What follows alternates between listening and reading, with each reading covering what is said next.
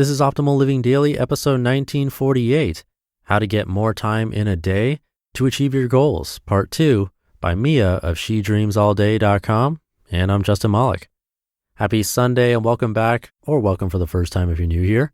This is where I read to you like a big ongoing audiobook from many different authors. Today is a continuation from yesterday, so I'd recommend listening to yesterday's episode first. If you're all caught up, let's get right to part 2 and continue optimizing your life.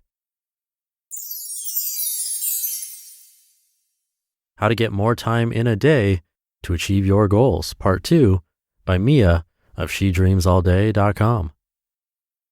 Outsource. Outsourcing certain tasks can be a lifesaver. I know, you want to do it all yourselves, but sometimes asking for help will do you good, and you can focus on other important things.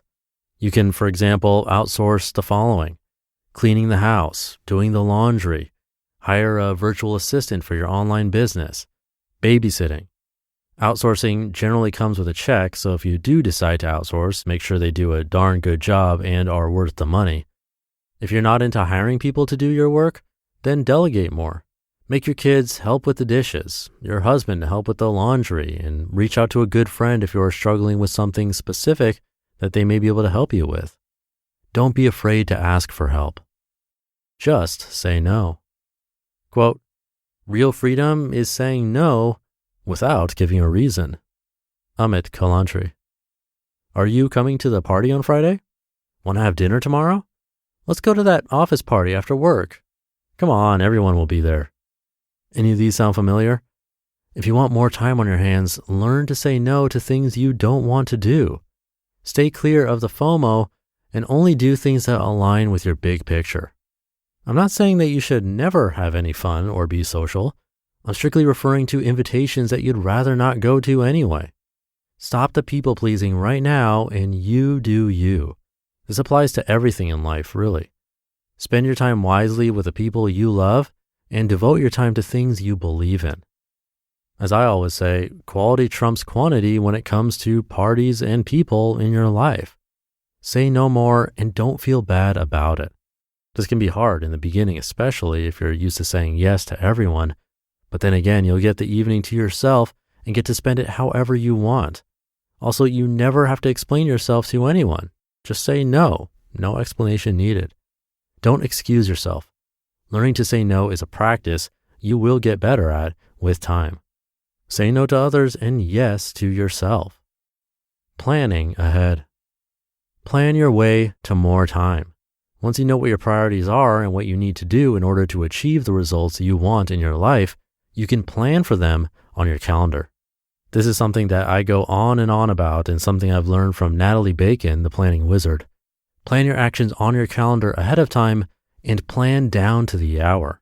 This way you will be more likely to honor the commitment you've made to yourself, and you will avoid any external or internal distractions because you will always know what to do. It's on your calendar, for crying out loud. If you get lost or sidetracked, have a look-see at your calendar and it will tell you what you ought to be doing right now to move forward with your goals.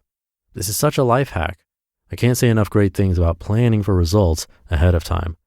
My favorite planners are GCal, Productivity Planner, and Mel Robbins' 5-Second Journal. As long as you have a clear-cut vision of what you want to achieve in life, planning for such an achievement is a thrill in itself, and managing this time in detail on your calendar makes it easier to tackle 1 hour at a time. Plan your way to Awesomeville. Be decisive.